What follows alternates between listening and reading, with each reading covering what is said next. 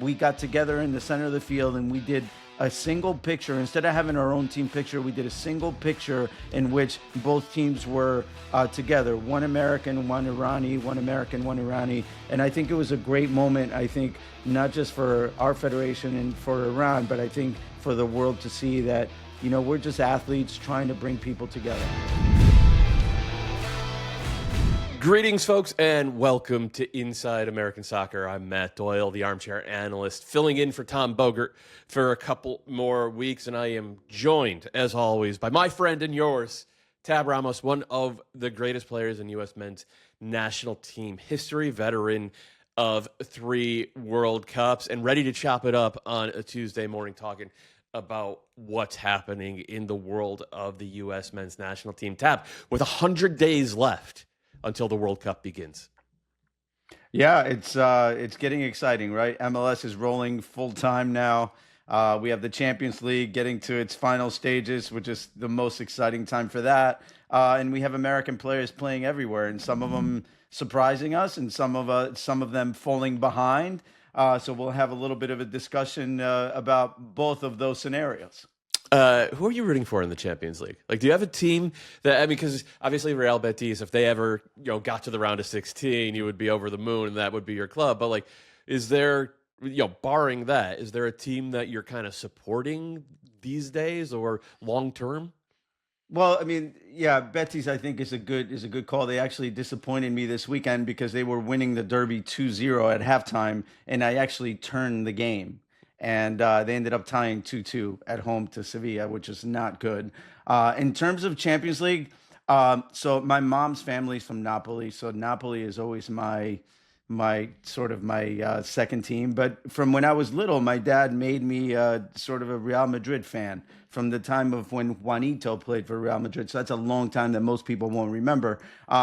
But yeah, I would say Real Madrid is probably the team that I support the most. Although obviously not a good year for them, and I think they likely only have a couple weeks left. But I'm traveling actually to Madrid next week to the Madrid Man City game, so I'm going to be there at that game. It should be fun. Yeah, it's a huge one. It's become.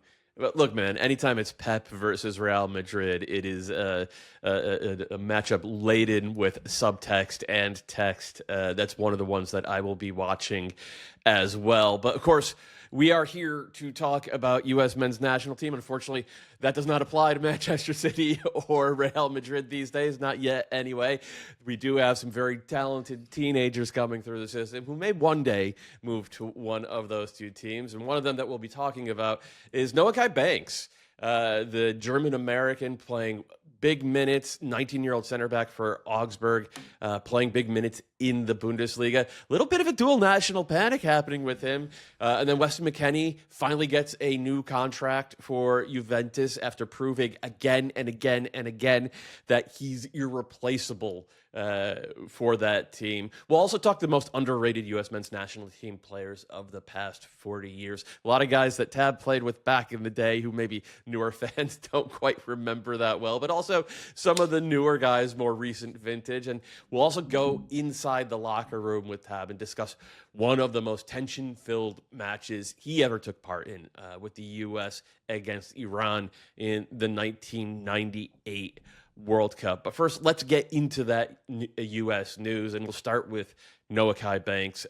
He had an assist, and then after the game, he mentions that dual national status, which honestly, I had not heard him talk about. And let me give you the quote. Even though playing at a World Cup is a dream, I don't want to make my decision dependent on a World Cup, is what he told Sky Sports Germany. I feel connected to both nations, meaning the U.S. and Germany. And the context of that question was basically, if you're promised a World Cup spot with the U.S., will you commit to the U.S.? And I think, Todd, he gave a mature answer, but I'm hoping that he'll commit to the U.S. because he's really good. Yeah, I think he went into depth, likely a little bit more than he wanted to on that answer. He probably should have said, I'm leaving all doors open, which is what every player says all the time. In that means that you're not leaning either way. I think with the way he phrased that, it sort of, if I had to translate that, I would say he just said, even if I get called for the U.S. to play in the World Cup, if I have a chance to play for Germany, I will play for Germany instead. That's how I read that. And Yeah. so that's the feel I got from that. And that's a little bit scary because, I was in the middle of that fight in the mid tens, let's say, when we were fighting to get players from, that wanted to go play for Mexico, the Ledesmas of the world back then, and Alex Mendez and these guys. And it was a tough battle when Mexico was a little bit ahead of us, and we felt like, we really had Pepe being another one. We Yep. felt like we really had to convince them. And I feel like Noahkai Bank is, by what he said, I feel like now we need to convince him. It's not a great place to be, but there's just all it means is that we have a little bit more homework to do. That's all. Yeah. 35 years ago, Thomas Dooley kind of opened the door for German Americans to play a significant role with the U.S. national team. What was it like and to be clear, very different situation. Thomas Dooley was a veteran. I think he was 29 years old when he first got capped for the U.S. And he was good enough to have been in a couple Germany camps, but he's not going to play over Lothar Matthäus. What was it like integrating him into that group that had been so tight knit? And so I don't want to say closed off, but like it was basically a bunch of American college kids together for 1990. And then by 1994 came around, guys like Thomas Dooley and Ernie Stewart had suddenly become part of the team. Yeah, I think it was an easy transition actually because it was we were a little bit in awe of having guys coming from overseas who had a lot of experience. So Thomas Dooley had played for Kaiserslautern already. I think Leverkusen as well. He'd won He a had title. succeeded. Yeah. Right. So he had succeeded at the highest level. And for us to have a player like that, we never really thought of Thomas being a foreigner when he was with us. He was always bought in. He always had a smile on his face. He wanted to, he worked hard every day. He made it known that this is what he really wanted. So he was never really walking a line. And I think it might be because of what you just said. It might be because of the age, right? At that age, he knew that it was this or nothing, maybe. But we never felt like, oh, we have to impress Thomas because he's either going to play for us or he's going to play for Germany. I think he always made it known that this is what he always wanted. And he had a lot of respect for the U.S. and U.S. flag. And we always felt like he was part. And it was really easy to have him on board. Yeah, Noahkai Banks, obviously a different stage in his career, just 19 years old. He talked about being in U.S. camp. He was back. He was in camp back in September, didn't play, and then wasn't in the subsequent camps in October and November. But he talked about adjusting, and he specifically said, the guys helped me to get into the team and into the training.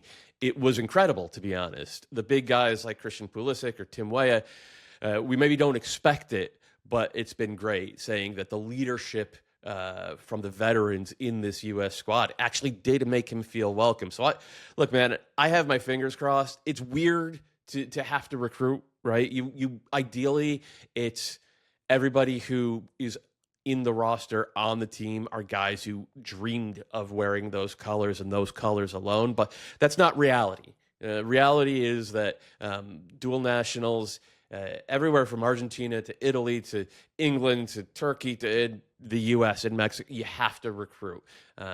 And you have to kind of make it the culture of the team to blend all of these guys with different backgrounds together. So for me, I really want Poch to call him for the camp coming this month. I will be disappointed if he doesn't.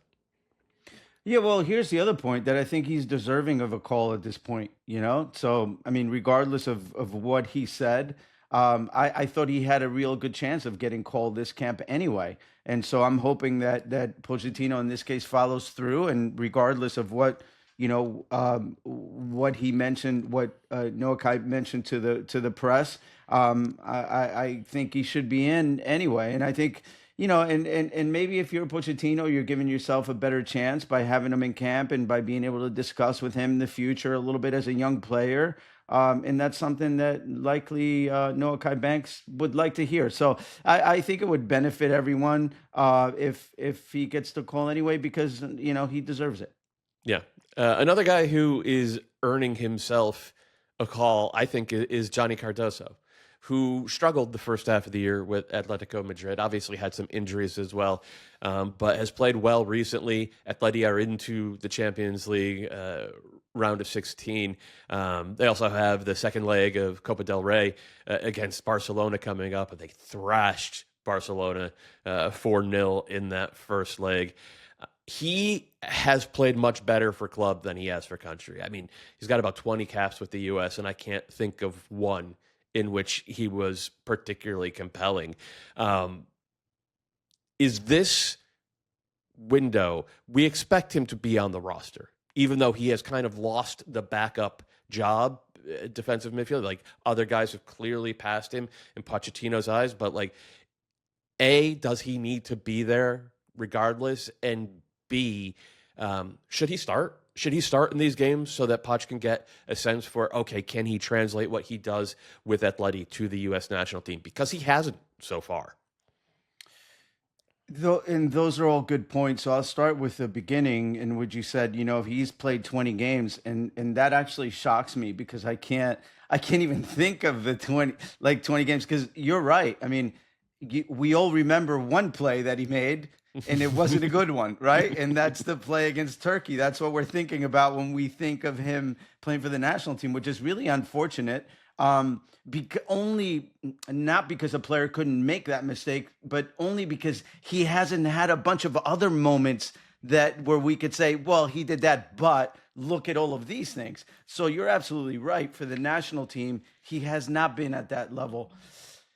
I think the important part at this point is that he's playing for one of the top teams in the Champions League. I mean, there's no way to hide that. If you had to pick the top 10, 15 teams in the world, Atletico Madrid would be up there likely. And he started for them. And he started for them in a big game in the Champions League. And he scored the winning goal, by the way. So we can't brush that aside and think that because he didn't do well for the national team in the past, that this doesn't have the value. I think this has incredible value. I think, as I mentioned to you, to everyone here a couple shows ago, when we were talking about Balogun and the importance of just being a starter in those teams, right? He's starting for one of the top teams in the world and playing a significant role in a significant game that has a lot of money at stake for the club, and he did well in it. By the way, he didn't play great in that game. He was okay, but he scored a great goal, which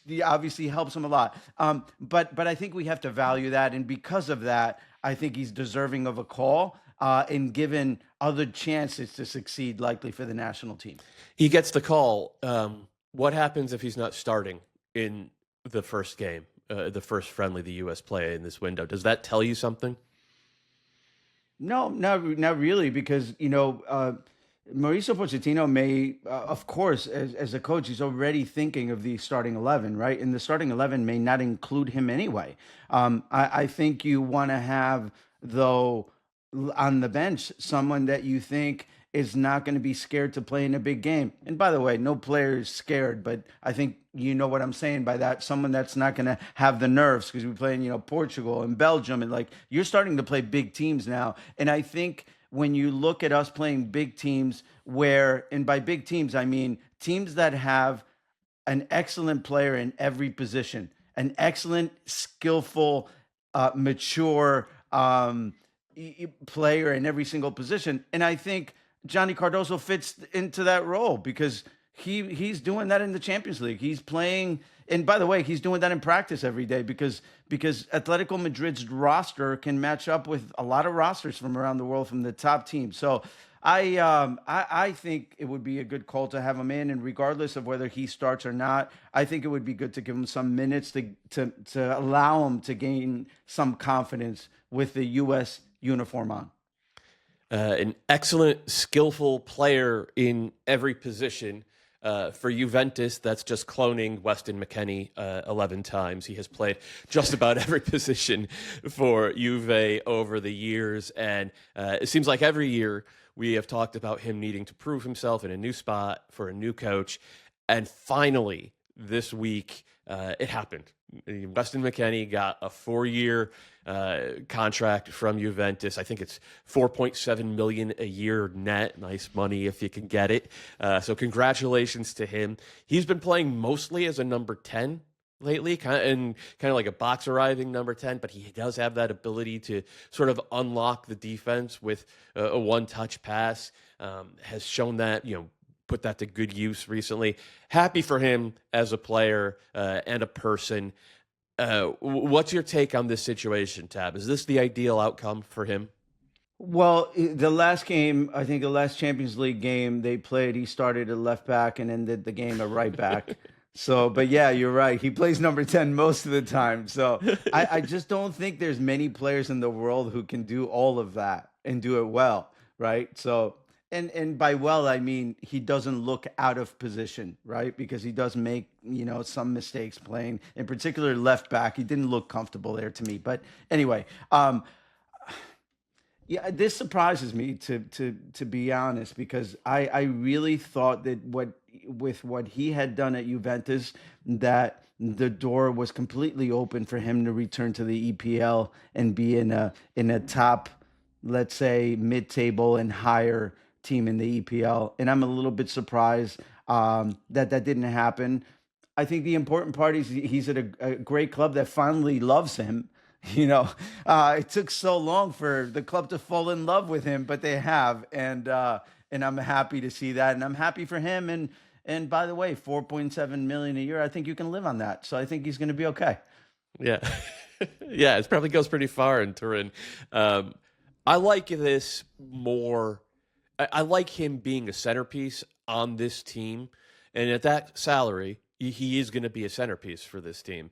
He's going to be one of the leaders for a team that is going to be competing at the top of Serie A, trying to win trophies every single year, rather than going to the Premier League and being a team that's just trying to break into the top 6. I think it's better for him, for his for leadership reasons with the team, because Weston, as a leader for the U.S., has been gregarious and he's a body language monster, but he's never been the guy who's like, okay, this team is going to revolve around me.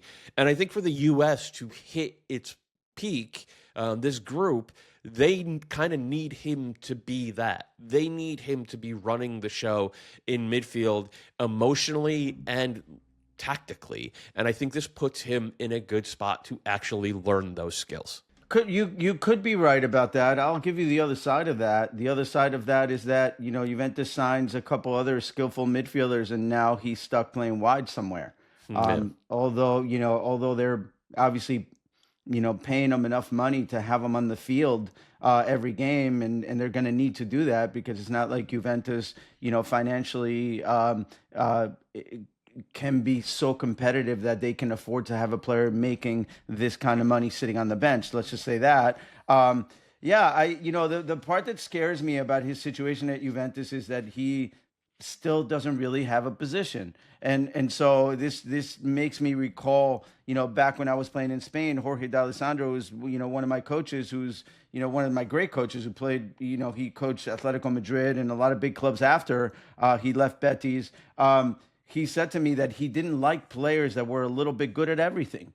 He liked players who were really good in one position, because he knew that if he bought an expert at right wing, that right winger was going to be a right winger and was going to deliver. And so I'm not sure if that's getting my point across, but that's where I am with Weston, right? Because even when we think about Weston playing for our national team, we're thinking, okay, will he play a little deeper in midfield? Will he be the 10? Will Mauricio Pochettino put him wide because he wants to have him on the field?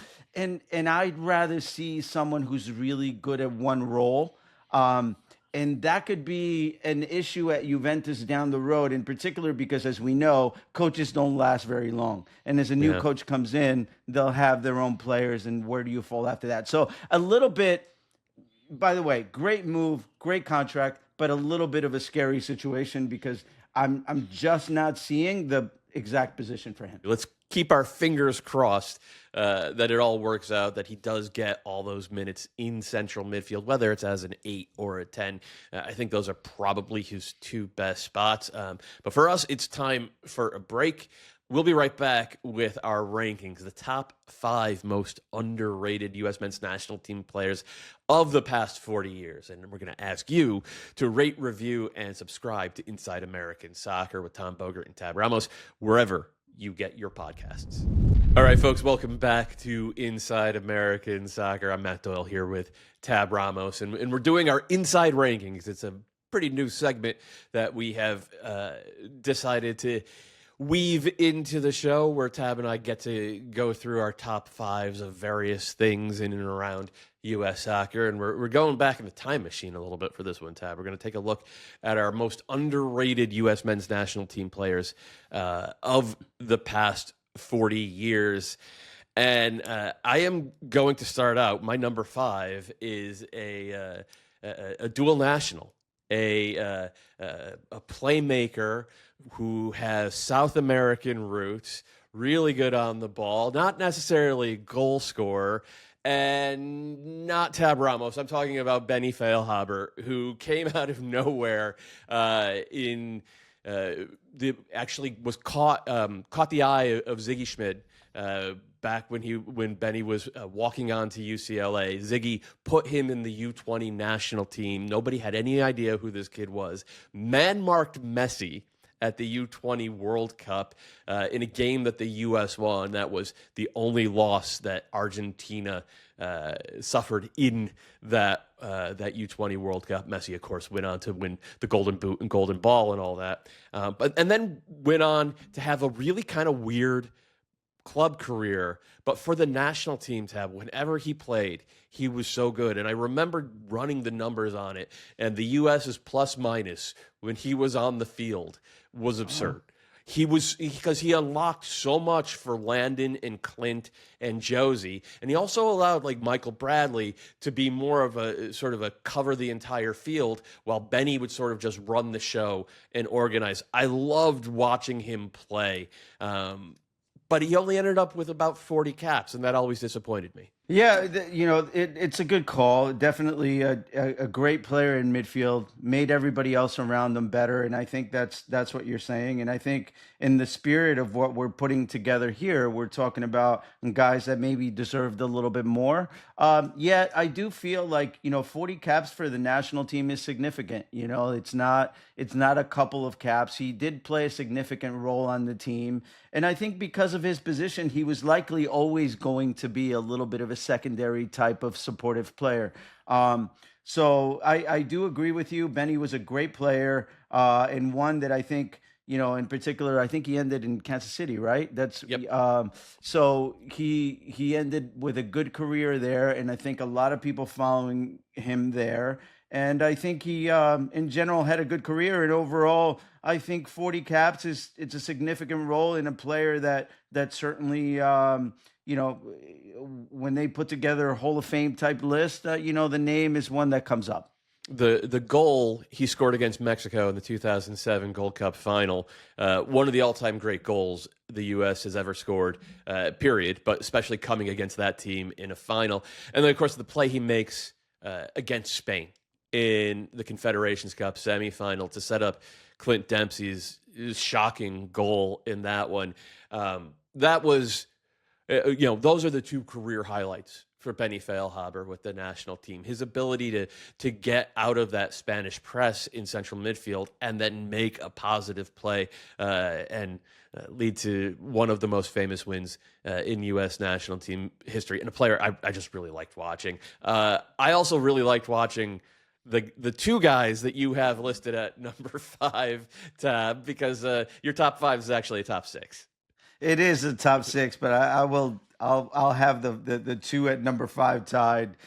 Just as I did last week on our other list, I had a little bit of a category here. John O'Brien is a player that you've heard people like Brian Dunsteth, who we've had on the show, and Clint Mathis, who we've had on the show, talk a little bit about the quality that he had. Unfortunately, he had a lot of injuries, but he was a player, one of the first ones to go to Ajax and actually make a difference. He was a great midfield sort of leader, even at a young age. I think I recall telling a story in which I played right towards the end of my career. He came on the team, and I remember I lost a ball in midfield, and he said something to me, and I was impressed by the fact that such a young player could kind of correct me, and he had that type of leadership personality on the field. And so, yeah, John O'Brien was a great player. I will also add the next one, which is Rick Davis. Rick Davis is a great connector, I think, from the past to the present. Rick was one that played, in the old days in the NASL for the Cosmos at first. Was one of the few Americans who actually excelled in the NASL, which was very difficult because the NASL was basically mostly foreigners, and he was one of the ones that played a significant role and then connected us sort of to the future. He was on the 1988 Olympic team, but he was a very good player, great skill in the center of the field, rarely made a mistake, could see the field really well, and had all the skills of a great player. Unfortunately, the reason I'm thinking he's underrated is because he played at a time where we really ended up having the bulk of his, let's say, the best part of his career was at a time when we didn't really have a league. And because of that, I think most people won't know him. Yeah, the same thing applies to the guy who I have number 4 on my list, teammate of yours in 1990, Mike Windishman. Classy left-footed defender. I think he'd be a sort of a Tim Ream comparison if you had to, plug and play him today. Was he the captain in 1990? Yeah, he was a captain Yes. for you guys in 1990, and then he retired right after that. He could have kept going. Like, he would have been good for at least a couple of years in MLS, but he called it quits. I think he played at futsal as well until about 92. I just remember watching that team and the way he had a knack for calming the game down from the back, which was a developing trait among American defenders at that time, Tab. Yeah, and I'm really gonna add only one thing. I think he had the personality. At times we've mentioned on this show how I feel like I was fortunate because I was surrounded at that time with, although not the best players we've ever had, I think the players that had the strongest personality because we needed it. We really were nobodies at the time, and we had to play against the best teams in the world, and yet I think no one was scared, and I think no one represented that better than Mike Windishman, and I think that's why he was the captain of the team. He was a guy that was never scared, that always, pushed the team, and because of that, I think it was, one of the key figures for the sort of the turn of soccer in the country. So I think this is a great call. Is a Tim Ream comparison the right one in your mind? Is that the modern player that Mike reminds you of the most, or someone else come to mind? Yeah, I mean, I can't think of anyone else that would come to mind, but I would see Mike Windishman as likely not quite. Let's just say Tim Ream's best moments, and I think Mike Windishman didn't quite have the skill set that Tim Right. Ream had, in terms of playing out of the back, let's say. But I also think that Mike Windishman was a little bit tougher when it came to like tackles and just having the personality to push guys around. I think he was a little bit more of that. Take us to your number 4 on the list. So my number 4, I'm going to make it really short because this was a guest on our show a couple weeks ago, and that's Clint Mathis. To me, one of the best players to have ever played the game, one of the best players to have ever put on a national team uniform. Yet, if you were to do a poll of 100 top journalists, likely, or fans who have watched the national team over years, likely none of them will put Clint Mathis on the list of top players. And I think because of that, I say he's one of the most underrated players. Yeah, his prime was very short for the national team, but it was spectacular. The original Dos Acero, La Guerra Fria against Mexico in Ohio. Clint comes on for an injured Brian McBride about 25 minutes into that game. Or actually, Clint came on for Claudio. Claudio and Brian both got injured, and Clint and Josh Wolf both came on, and they changed the game. Clint played an incredible, 40-yard outside of the boot Travella through ball to Josh that led to the first goal. And then, of course, 2 years later, he scores one of the great goals that the U.S. has ever scored in the World Cup. He had it all, Tab. He really did. He was my favorite player to watch for a couple of years there. Injuries and maybe a little bit of off-field stuff cut his career short, which was a shame. But man, he left an impression. The guy who I have number 3 on my list did not really leave an impression for anybody, and that's kind of a compliment for a center back. I have Matt Besler, who was rock solid during that 2014 World Cup qualifying cycle. He was actually ahead of Tim Ream in the center back depth chart. They're same age, played the same position. Matt Besler and Tim Ream played it similarly. I think that Besler was tougher in the tackle at that point in time, and an organizer, a guy who just kept his head down, did not make mistakes. Unfortunately for him, the one thing we all remember is him getting absolutely trucked by Romelu Lukaku against Belgium in that round of 16 game. But he was just the quintessential keep the floor high and keep the ball moving center back. Yeah, there's no better compliment for a defender, and this is a great point that you start with Matt Besler, because obviously I was Jurgen Klinsmann's assistant coach in that 2014 World Cup, so I know Matt really well. First, as a person, which is great guy, makes the whole team better, liked by everyone, and I know that a lot of fans are like, oh yeah, well because you like him doesn't mean he's good. No, but on top of it, he's good, and I think there's no better compliment for a defender who had such a long career than to say you don't remember a lot of what he did.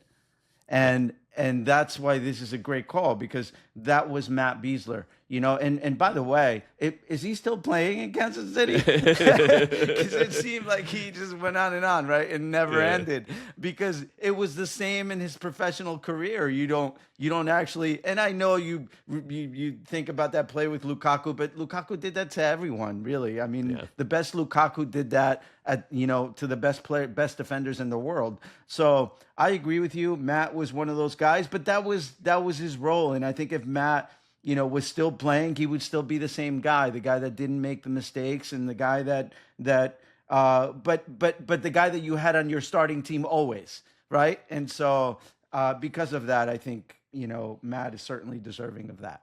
Another guy from that era is your number 3.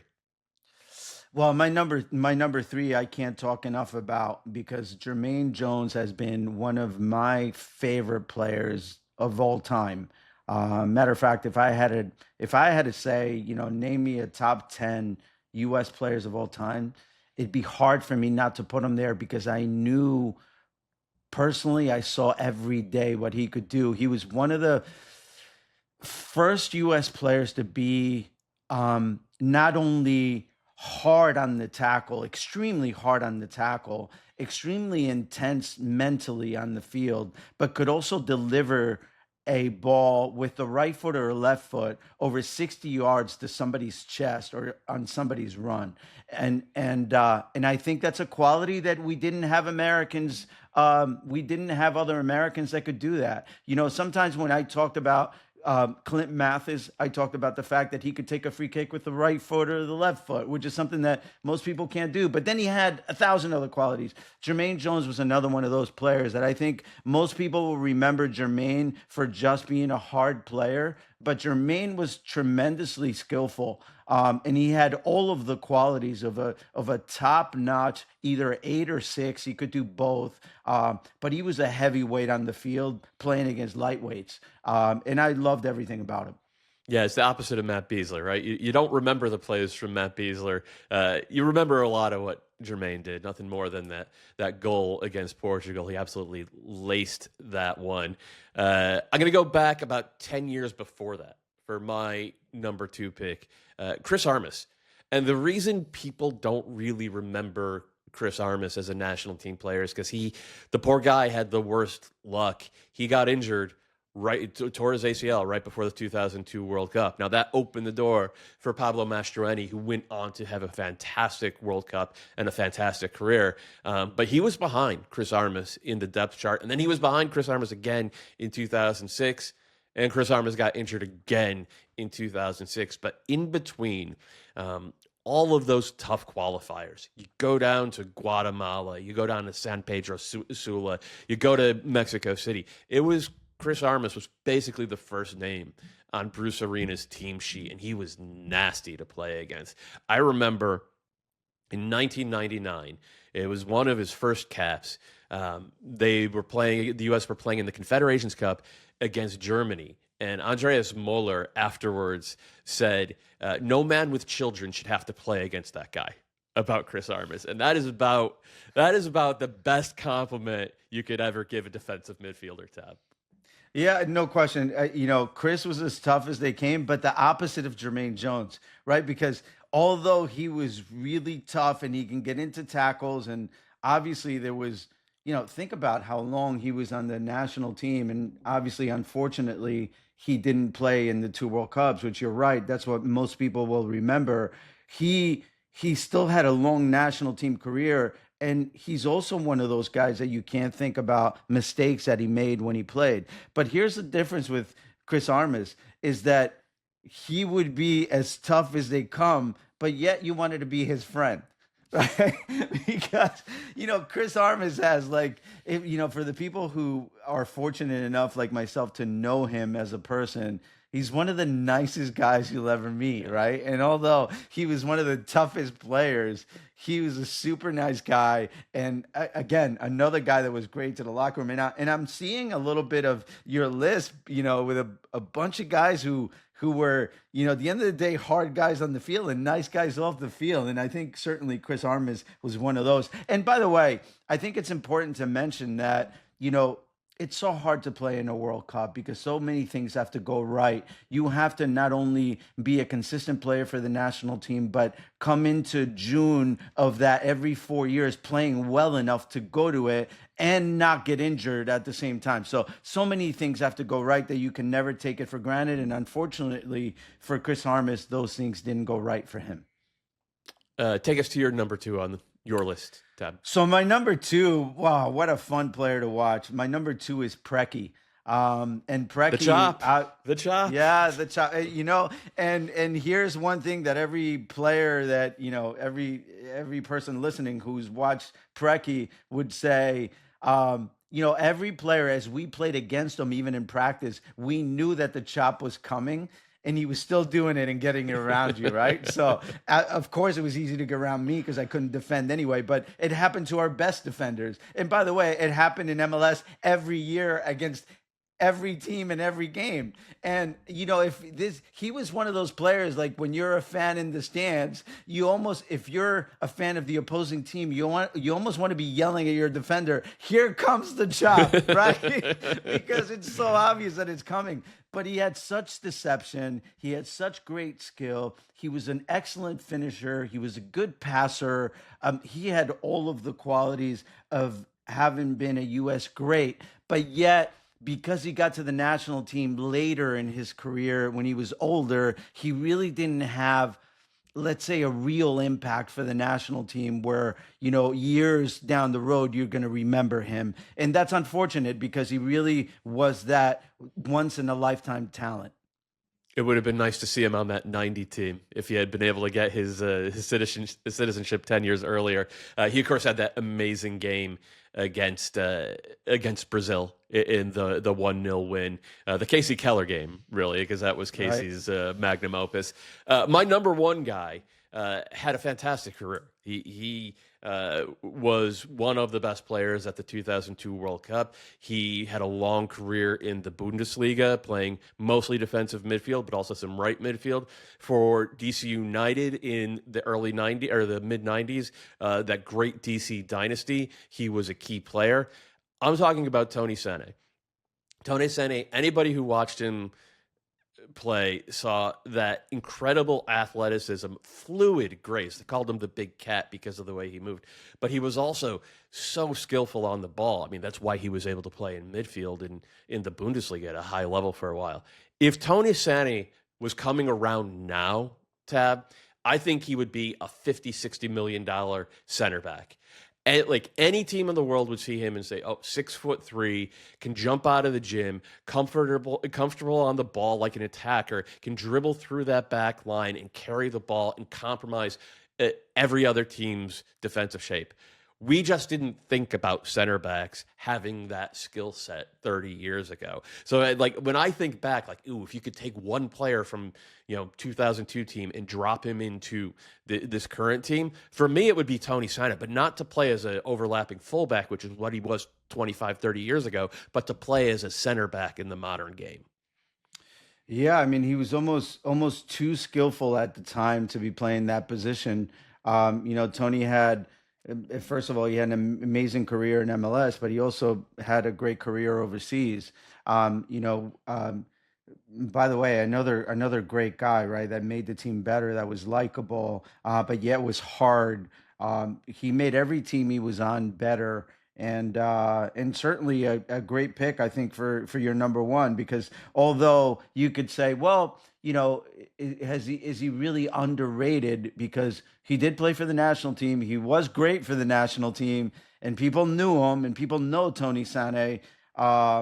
And by the way, he's doing great work now in his post career, which I would hate not to mention, but he does great work with that too. But yeah, I love this call because Tony is a guy that I don't think you'd have many people disagreeing that you wish that he would be a little bit more recognized than he is. Yeah, and then take us to your number one, a guy who I will say most modern fans think of first as a coach rather than a player because of the great work he's done with U.S. youth national teams, and then also for a while with El Salvador. Yeah, so my number one would be Hugo Perez, and that's exactly the reason why. I think you just said that most people wouldn't remember Hugo. I think Hugo was not only is he not remembered now, but I think was not respected enough before. But when I looked at Hugo, and I've said this to Hugo myself, that as I was coming along to the national team, and he was only a couple of years older than me, that's the guy that I looked up to because he was the closest thing to Diego Maradona that we've ever had on the national team. He was very similar in the way he played. He was very similar in the way he moved and the way he caught and the way he got around players. Hugo was definitely, I think, unfortunately 20 years ahead of his time, because had Hugo come along even 10 years later, he would have been an MLS superstar. And would have rivaled every foreign signing that MLS could have made. And by that I mean like serious names, and I'm talking about like Marco Echeverri or Carlos Valderrama, like the top of the top MLS guys at the time. Hugo, I think, to me, was every bit as good, and unfortunately, he's a name that most people would not recognize. Yeah, go into the YouTube archive, see if you could find some clips of Hugo on the ball, because he had that creative spark that makes the game beautiful and makes his teams better. We saw it happen a lot in the mid-late 80s for that U.S. team that Tab was just joining up with, and Hugo had a big part in getting the U.S. to the 1990 World Cup. For us, it's time for one more break, and we'll be back, and Tab will tell us, bring us inside the locker room back in 1998 against Iran. Thank you to all for listening to Inside American Soccer. Please rate, review, and subscribe. All right, welcome back to Inside American Soccer. And look, it's a tough time to do this with world events, but we should talk about it. Back in 1998, the U.S. got drawn into the same group as Iran for the World Cup, and it was politically fraught at the time, and we're lucky to have someone who was there in person. Tab, tell us about that game, the build-up, and then right beforehand, the pictures and exchange of gifts, and then the game itself. Yeah, it was actually a little bit of a rough time, because in general that France 1998 World Cup was a little bit politically charged anyway. There was a lot going on in the world. Um, I remember when we got to Paris to play our first game against Germany. I was on the bench the first game to start against Germany, and I remember looking from the bench and seeing all the sharpshooters at the top of the stadium, kind of pointing down at the people. So, just this was us against Germany, so it was already it was already a politically charged World Cup where there was a lot of security. I think we had a couple different helicopters following our bus to the stadium, where normally you have one. I think there was multiple at the time. There was all kinds of police cars everywhere. It was not the norm of a World Cup, although of course there's always, most fans, won't know, but, obviously all the World Cup teams are always well protected with a lot of security when you travel to games. This is the norm, right? You have police in front, you have police in the back. Normally you may have a helicopter following the team as well, but this was different. This was my third World Cup, and I noticed that this was different than any other. And here we were, playing the Germany game, and you're seeing that, sort of soldiers all around the stadium, and it was a little bit crazy. And so of course, then we're drawn in a group with Iran, and because of the political part of U.S. and Iran, that was always going to be politically charged regardless of the time. So I think it got magnified because of the time we were living. And we were going into that game, and I remember that all people focus on was, the political tension between one country and the next. And I think from a playing standpoint, and this is more sort of a message for the fans, but from a playing standpoint, we're just playing a game. We're just playing a game. We're just athletes playing a game. Of course, we're defending our country. They're defending theirs. But at the end of the game, it's just a game. If anything, sports are put together so that people can forget a lot of the problems, not so that we can bring more problems to people. And so, from an athletic standpoint, we just wanted to play the game. We didn't want to talk about politics. And I think, although it was a difficult time because of it. I think there was the norm. There was the norm of teams shaking hands, and depending on how you got drawn up, whether you were Team A or Team B, I'm sure all the fans have seen it. But when the teams line up for a game, one team comes across and shakes the hands of the other team. And the way that works is you get drawn just by chance to be Team A or Team B. I think we were drawn at the time to be Team A, and because of it, Team B had to come across and shake our hands. And I think there was some sort of argument over the federations because I think no one wanted to come across and shake hands. So, but I think a great thing happened. And the great thing that happened is that for the first time, both teams decided, hey, you know what? Let's leave politics aside and let's take the picture together. And I think the one thing that we did that I think was great to show the world that at the end of the day, this is just a game, was that both teams, after we took the field, we got together in the center of the field and we did a single picture. Instead of having our own team picture, we did a single picture in which both teams were together, one American, one Irani, one American, one Irani. And I think it was a great moment, I think, not just for our federation and for Iran, but I think for the world to see that, we're just athletes trying to bring people together. It was a great moment before the game, and then the game itself happened, and that was less great. It was a 2-1 final, if I recall, and I think Claudio hit the crossbar once. Brian McBride maybe hit the crossbar or the post twice. It was one of those where the soccer gods just seemed to be against the U.S. on the day. It was pretty dark for me as a fan, Tab. I can't imagine it was much more pleasant for you as a player on the day. Yeah, it was difficult because Iran, we were the better team on the day. There was no question. We dominated the game. We should have been up at halftime already. And like you said, I think we hit the post 3 or 4 times. Unfortunately, Iran had a couple of players up front who had speed, and they got us on the counter a couple times. And these are things that happen, and it happen in soccer, right? Otherwise, you wouldn't have to play the games if the better team won every time. That day, we were the better team. Unfortunately, we lost, and because we lost, and because the rest of our group was Germany and Yugoslavia, we were, of course, going to lose the other two games as well. And we did. And we ended up last, not only in that group, but last in the whole World Cup. And that sort of repainted the picture of that World Cup having been likely one of the worst World Cups that we ever had. But you ended up actually playing with one of the Iranian players in MLS afterwards, Mohamed Kakpour, who was their captain on the day.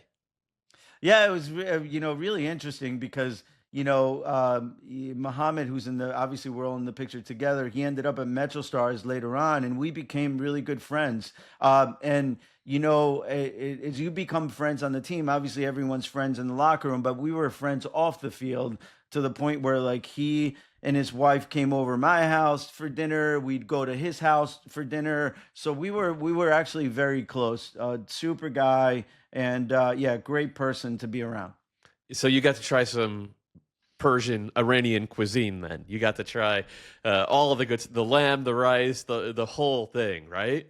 Right, exactly. It was actually great because it was I think multiple times that we got together with our families, and we really had a great time.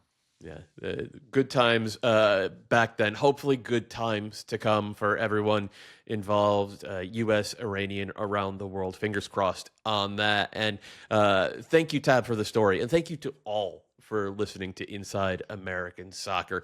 Please rate, review, and subscribe. And continue to leave your questions and comments on all of our platforms, Twitter, Instagram, TikTok, and YouTube. And we will see you all next week.